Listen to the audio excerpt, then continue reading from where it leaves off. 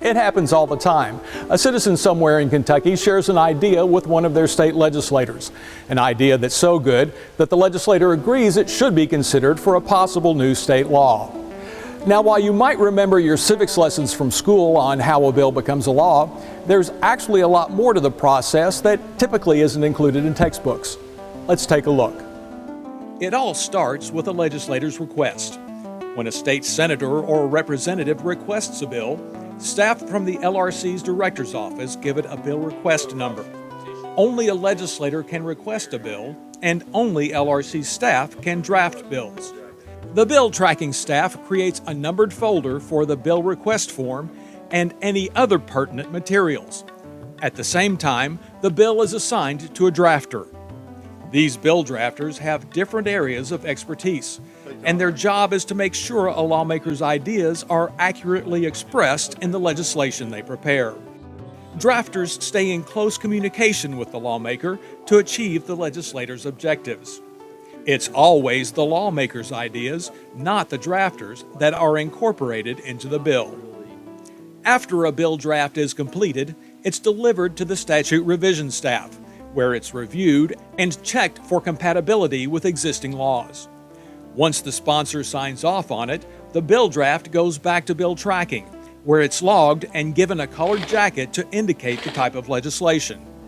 Staff members assigned by the LRC Director's Office then deliver multiple copies to the sponsor in the legislative chambers.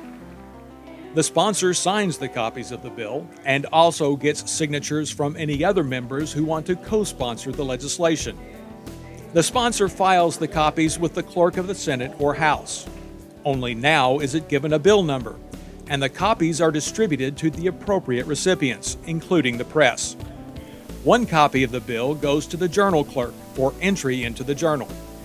It then goes to the engrossing and enrolling staff where it's filed for safekeeping. The reading clerk reports the bill by title and sponsor only. Senate Bill 83, an act relating to fish and wildlife, Senator Buford. The bill is then reported in the legislative record, the official publication used for tracking legislation in any given session. A digital version of the record can also be viewed online, and the clerk's office records that the bill has been introduced into a bill status database. All bills are printed in the LRC's print shop to ensure confidentiality until they're introduced. But after introduction, copies of the bills can be requested by anyone through the public bill room. The bill is now referred by the Committee on Committees to the appropriate standing committee that has jurisdiction over its subject matter. Bill runners deliver enough copies so that every committee member can receive one. The committee is where lawmakers hear testimony from policy experts and concerned citizens have a chance to weigh in. If a committee approves the bill, it then goes back to the full chamber where it gets its first of 3 readings. The second reading is typically given on the next legislative day. House Bill 394, an act relating to abandoned property. Representative Jerry Miller. After its second reading, the bill is officially in the possession of the Rules Committee. The Rules Committee, made up of the chamber's leadership, may recommit the bill to a committee or place it in the orders of the day so that a vote can be taken by the full chamber. Once the bill is ready for a vote, the majority floor leader calls the bill to the floor. Mr. Speaker, I would move that House Bill 97 be taken from its place in the orders of the day, read for the third time by title and sponsor only, placed upon its passage. The sponsor of the legislation explains the bill, and other lawmakers also have a chance to debate it, ask questions, and give speeches for or against it. Once the discussion has concluded, members are able to cast their votes. Does any member wish to change or explain their vote? Clerk will take the roll. There being 79. After a bill passes its originating chamber, it has reached the halfway point of its journey.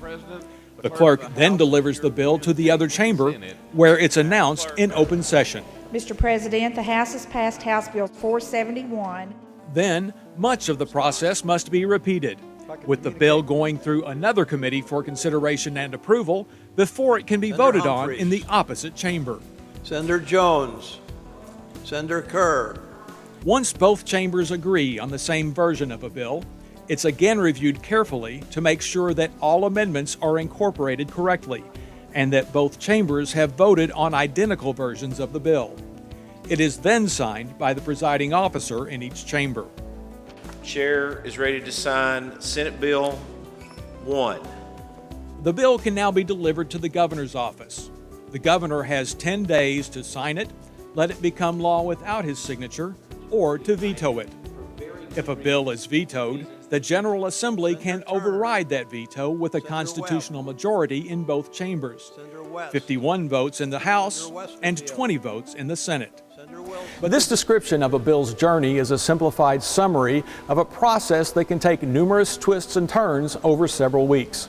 There are many checks and balances built into the system, and along the way there are many opportunities for a bill to be amended, altered, or even stopped in its tracks. In fact, most bills that are introduced during a session do not end up becoming law. But the bills that do successfully become law can have lasting effects on the lives of people throughout the state.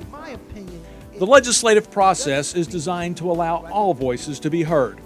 Even though modern technology supports the work of the legislature, the legislative process is still very much like the one envisioned by our founding fathers. It's a process where people from across the Commonwealth, from all backgrounds, come together in a collaborative effort to chart Kentucky's course into the future.